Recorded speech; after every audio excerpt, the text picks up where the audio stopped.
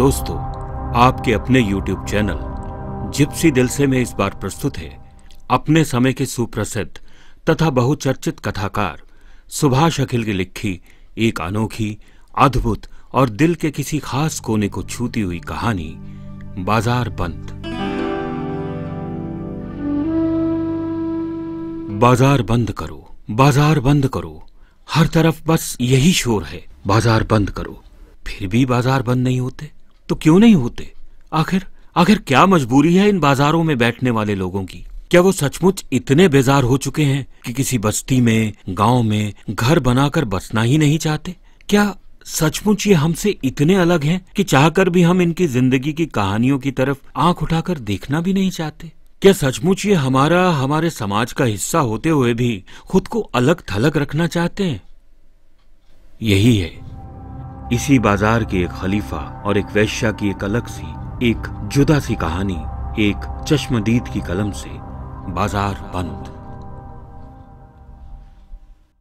बाजार बंद, जिसे सन 1982 में लिखा था उस समय के उभरते हुए और आज एक प्रतिष्ठित कथाकार सुभाष अखिल ने। सुभाष अखिल जो हमेशा ही जिंदगी की किताब के उन पन्नों को टटोलने की कोशिश करते रहे हैं जिन्हें छूने की हिम्मत शायद ही कोई कर सकता हो। उनकी कहानियां, उनके उपन्यास जैसे दरमियाना वजूद के बावजूद और हाल ही में प्रकाशित उपन्यास नंगे शहर का सफरनामा इसी बात की पुष्टि करते हैं। उनका अपनी कहानियों के बारे में भी यही कहना है कि ये कहानियां उन चरित्रों के मुकद्दमों की पैरवी हैं जिनके मामलों की सही सुनवाई समाज की किसी अदालत में नहीं होती। ये बयान है उनके हक में जो अक्सर गुनहगार नजर आते हैं। तो लीजिए प्रस्तुत है सुभाष अखिल की लिखी दिल को छूती हुई एक बहुचर्चित कहानी बाजार बंद।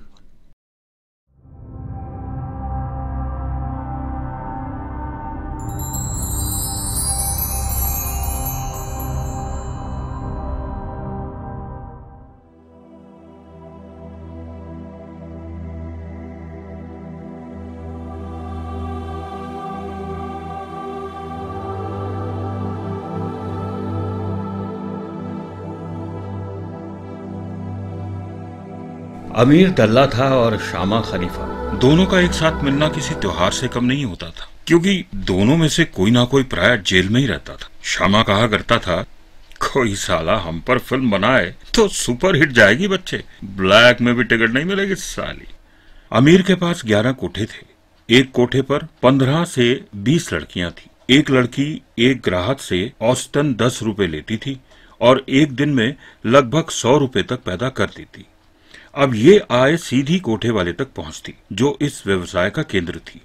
इसी केंद्र से जब इस आय का बंटवारा होता तो एक कोठे से एक दिन में 500 रुपए पुलिस के, इतना ही रोज का खर्च, 100 रुपए अमीर की दलाली, 200 रुपए केंद्र के, यानी लड़की एक दिन में 15-20 रुपए ही समेट पाती।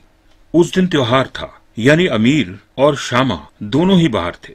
नई दिल्ली स्टेशन से कोई ठीक ठाक सवारी नहीं मिली, इसलिए रात 10 बजे के करीब मैं भी इधर आ निकला था। एक होटल में बैठे दोनों दारू पी रहे थे। मैंने पूछा, आज की महफिल का रंग कुछ और ही लग रहा है, कोई खास बात है? जवाब दिया शामे ने, गुरु 52 नंबर पर आज एक नई चीज आई है, बड़ी तुखम औरत है। मगर फिर तो तुम्हें पिलानी चाहिए थी, मैंने कहा। क्यों बे, साला मुझसे एडवांस लेकर पिला रहा है? अरे नहीं राजा, बात ना औरत की है ना धंधे की। एक मुद्दत के बाद किसी औरत पर अपने यार की तबीयत आई है। आज की महफिल का रंग इसलिए कुछ जुदा है। अमीर कुछ देर के बाद बोला था, ऐसी भी क्या चीज है यार? मैंने जानना चाहा। अरे पूछ मत यार, सोचकर भी तकलीफ होती है, मगर मैं भी साला क्या कर सकता है? रोटी तो मुझे भी खानी है ना।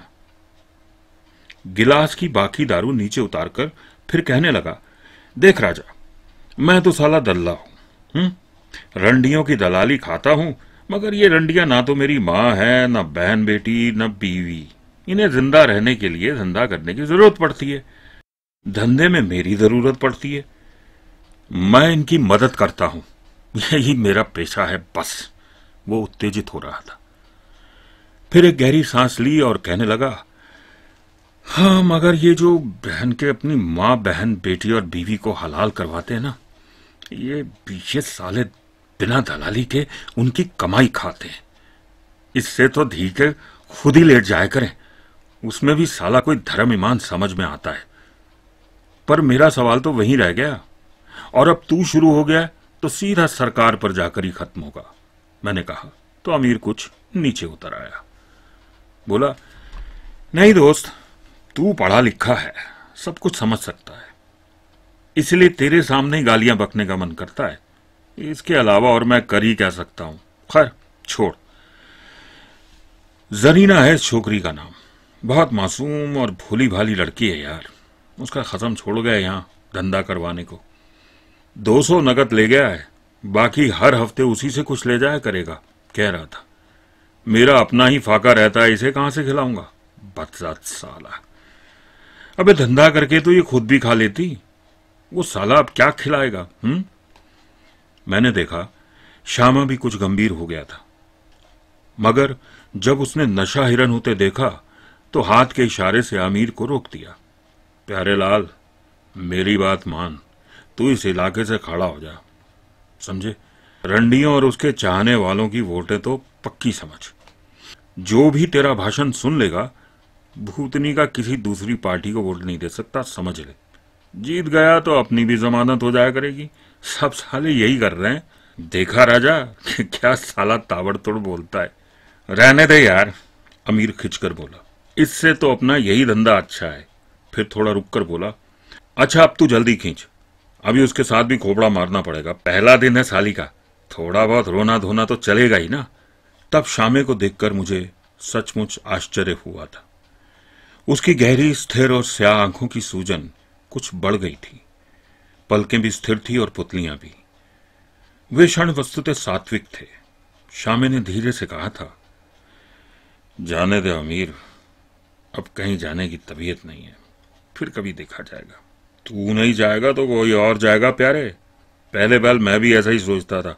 अब उठ, महात्मा बनने के चक्कर में मत पड़, जल्दी कर, बुढ़िया रोएगी मेरी जान को कि साला अभी तक कोई बंदा नहीं लाया।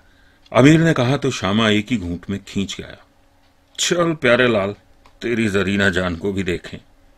इसके बाद वो दोनों 52 नंबर के कोठे पर चढ़ गए।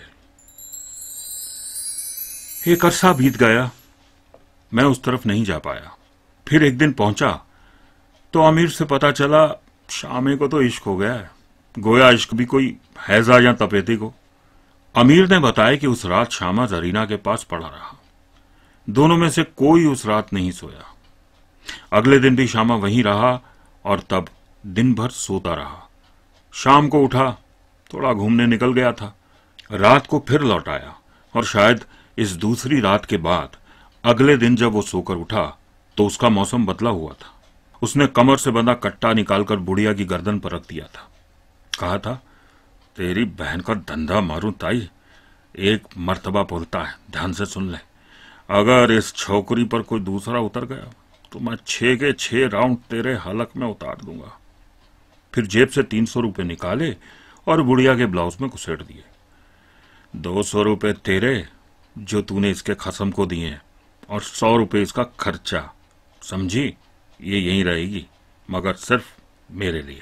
खर्चा मैं देता रहूंगा, तुझे भी कुछ मिल जाया करेगा, पर याद रखियो ये छोकरी किसी भूतनी वाले के हवाले नहीं होनी चाहिए। उस दिन पूरे कोठे पर आतंक फैल गया था, सबकी बोलती बंद थी। अमीर ने ही मामला रफा दफा करवाया था। शामे को आश्वासन दिया था कि मुझ पर भरोसा रख यार, जरीना धंधा नहीं करेगी। इसके बाद शामा जब तब वहां आता, बुढ़िया और जरीना को अलग अलग पैसे देता, वहीं पड़ा रहता। जरीना भी बीवी की तरह शामे की देखभाल करती, दोनों साथ खाते साथ सोते, मगर बुढ़िया के कलेजे में मिर्च का खेत झुलसता रहता। इसकी भी वजह थी, गिरधारी पुलिस का मुखबिर था, साहब लोगों के लिए लौंडिया, दारू और मौज मेले का इंतजाम उसी के जिम्मे था। इलाके की कोई भी रंडी हो, उससे बिगाड़कर धंधा नहीं कर सकती थी। वो साहब लोगों की तबीयत पहचानता था और छोकरियां भी उसे खूब जानती थी। उसके सामने ज्यादा चूं चपड़ करने की हिम्मत कोई जुटा नहीं पाता था। वो जिस पर भी हाथ रख दे, समझो वही हलाल। एक दिन गिरधारी 52 नंबर पर आया। जरीना पर नजर पड़ी तो ठगा सा रह गया। ताई, ये छमिया कौन है? उसने बुढ़िया से पूछा। रखेल है साली। शामा रोक गया इसे छिनाल को। कह रहा था गोली उतार दूंगा जिस पर कोई उतर गया। कमीना हरामजादा। सच कहूं भैया, जो ये छोकरी चले तो सोना बरसा दे मेरे कोठे पर। मेरे साहब लोग भी जीते जी जन्नत देख लें।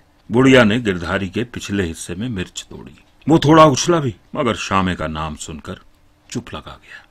ये बातें जरीना के जरिए शामा और अमीर तक भी पहुंच गई।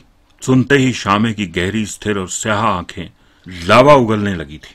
अमीर ने देखा कि कुछ बवाल हो सकता है, तो बात को तरीके से संभालने की कोशिश की और कहने लगा, यार तू अपनी एक बात मानेगा? तू बोल तो सही प्यारे लाल, तेरी आवाज पर तो इलाका उजाड़ कर रख दूं। तू जरीना से सचमुच मोहब्बत करता है? अमीर ने सीधा सपाट सवाल रखा तो शामा सक पका गया, हल्का सा मुस्कुराया। हाँ यार, अपने को साला मोहब्बत का तो पता नहीं, पर पता नहीं क्या बात है यार कि साला उसके पास जाता हूँ तो उसकी गोद में चुपचाप आंख बंद कर लेटे रहने का मन करता है। वो साली अपनी धोती के पल्लू से मेरा पसीना पोंछती है तो कसम खुदा की रोने का मन करता है यार। शामे, मेरी बात मान, तू उससे निकाह पढ़वा ले और शराफत के साथ अपना घर बसा ले।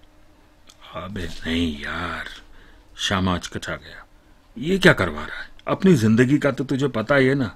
साला जीने मरने, खाने पीने, रहने सोने तक का तो कोई भरोसा है नहीं। देख, वो सब तू मुझ पर छोड़ दे। अमीर ने एक बार फिर शामे का कंधा थपथपाया। मैं हूं ना, मैं सब संभाल लूंगा, बस तू हाँ कह दे, फिर देख। दोनों के विवाह में हमें अधिक समय नहीं लगा। पहले कोर्ट से एफिडेविट बना लिए थे, फिर एक मंदिर में फेरे शुरू होते ही जरीना की आंखें भर आई। जब हर फेरे के साथ उसकी सिसकियां बढ़ने लगी तो अमीर से भी नहीं रहा गया। उसने अपनी आंखें पोंछी और धीरे से जरीना की पीठ को सहला दिया। फेरे पूरे होने के बाद जरीना बढ़ी और झुककर अमीर के पैर छू लिए। अमीर ने अपने होठों को दांतों से कसकर दबाया और चुपचाप जरीना के सर पर हाथ फेर दिया। जरीना की हिचकियां छूट गई। वो फपक कर रो उठी थी। इसके बाद किसी तरह चुप हुई और अब मेरे पैरों की तरफ बढ़ी। बहुत कारुणिक दृश्य था ये, शामे की फिल्म का सबसे टचिंग सीन। विवाह के कुछ दिनों बाद शामे ने एक धंधा जमा लिया था। वो दिन में गाड़ी चलाता और शाम लौटता हुआ घर के जरूरी सामान खरीद कर ले आता। सब झगड़े फसाद शामे ने छोड़ दिए थे। उसका वक्त या तो गाड़ी पर बीतता या जरीना के साथ। अमीर और मुझसे उसकी मुलाकातें भी अब बहुत सीमित हो गई थी। तभी एक दिन मुझे पता चला कि शामा बंद हो गया है। उसे दंगा फसाद के मामले में गिरफ्तार कर लिया गया है। उस पर सवारी के साथ मारपीट और बलवा करने का इल्जाम लगा था। मैं सोच सकता था ये अस्वाभाविक नहीं था, वे जरूर किसी के साथ मारपीट कर बैठा होगा। फिर भी इस वारदात के दूसरे दिन पूरी बात जानने के इरादे से मैं शामे के घर पहुंचा तो पूरा मामला समझ में आ गया। शामे के घर पर ताला झूल रहा था। जरीना के बारे में उनके पड़ोसियों से पूछताछ की तो जाना कि उसे पुलिस पकड़कर ले गई है, वेश्यावृत्ति के आरोप में। वहां से लौटकर मैं सीधा अमीर से मिला था। उसे जरीना की जमानत करवा लेने को बोलकर मैं शामे से मिलने चला आया था। वो तिहाड़ जेल में बंद था, इसलिए मिलने के समय पर ही उससे मिला जा सकता था। मामला एक और दिन के लिए टल गया था। अगले दिन जरीना की गिरफ्तारी के बारे में मैंने ही उसे बताया था। सुनते ही पगला गया था। गंदी, भद्दी और अश्लील गालियां बकने लगा था। फिर उसे सजा हो गई थी 3 माह के लिए बामुशक्कत कैद। करीब 15-20 दिन तक जरीना का कुछ पता नहीं चला। फिर कोई एक आदमी उसे 52 नंबर पर छोड़ गया था। 3 दिन तक उसकी हालत बहुत खराब रही और उसके बाद उसने सब कुछ स्वीकार कर लिया था। वो धंधा करने लगी थी। धंधा भी इस कदर कि उसके जिस्म की इस हरकत में दिमाग कहीं आड़े नहीं आता। हार कर बुढ़िया को ही मना करना पड़ता। फिर एक दिन मैं वहां पहुंचा तो सुना कि गिरधारी का कत्ल हो गया और ये भी कि उस दिन उस बाजार में 3 कत्ल हुए थे लगातार। अमीर और शामा फरार थे। धीरे धीरे कुछ लोगों से पता चलता रहा कि शामा जिस दिन छूटकर बाहर आया था वो सीधा आमिर के पास पहुंचा और उससे पूरी बात सिलसिलावार जानकर वो 52 नंबर पर चढ़ गया था। ये जानकर भी कि जरीना अब धंधा करने लगी है, उसने जरीना को अपने साथ चलने के लिए मजबूर किया था। किंतु इस बार जरीना ने उसे पहचानने से भी इनकार कर दिया था। मेरा अनुमान है कि ये शामे के प्रति उसके प्रेम की पराकाष्ठा थी। अचानक शामे की दिमागी रगें कस गई। उसका हाथ पैंट की पिछली जेब में गया और सुनहरी नगों का हत्थी वाला एक लंबा सा चाकू उसने जेब से निकाला, झटके से खोला और हाथ पीछे खींचकर पूरे का पूरा चाकू जरीना के पेट में घुसेड़ दिया। फिर इस तरह घुमाया कि उसके पेट की आंतड़ियां तक बाहर निकल आई थी। जरीना एक सिसकी भर ले पाई थी। पूरे कोठे पर सन्नाटा और आतंक था। कोठे के दूसरे कमरे से बुढ़िया झांक रही थी। श्यामा अब उसकी तरफ बढ़ा तो उसकी घिग्गी बन गई। इससे पहले कि बुढ़िया अपने बचाव में कुछ कर पाती या कह पाती, श्यामे ने उसे चाकू से गोदना शुरू कर दिया। लगभग 30-35 चाकू मारने के बाद वो हांफता हुआ नीचे उतरा और गिरधारी की दुकान की तरफ चल दिया। देखने वालों ने मुझे बताया था कि वो सरेआम खुला चाकू लिए चल रहा था। उसके सर पर खून सवार था और आंखों में शैतान।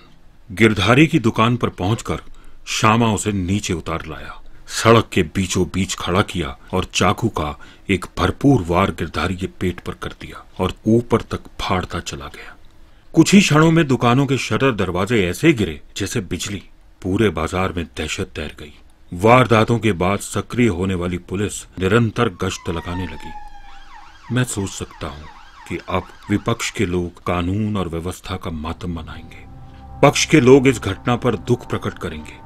सरकार इस वारदात में विदेशी हाथ होने का दावा करेगी। इस बाजार के लोग सरकार पर जांच आयोग बिठाने का दबाव डालेंगे। कोठे कुछ दिन बंद रहेंगे, फिर खुल जाएंगे। पुलिस द्वारा श्यामा नाम का एक कुख्यात बदमाश शायद किसी मुठभेड़ में मार गिराया जाएगा, और अगर नहीं तो फांसी चढ़ा दिया जाएगा। फिर सब कोरस में गाएंगे, बाजार बंद करो, बाजार बंद करो। आम चुनाव फिर होंगे।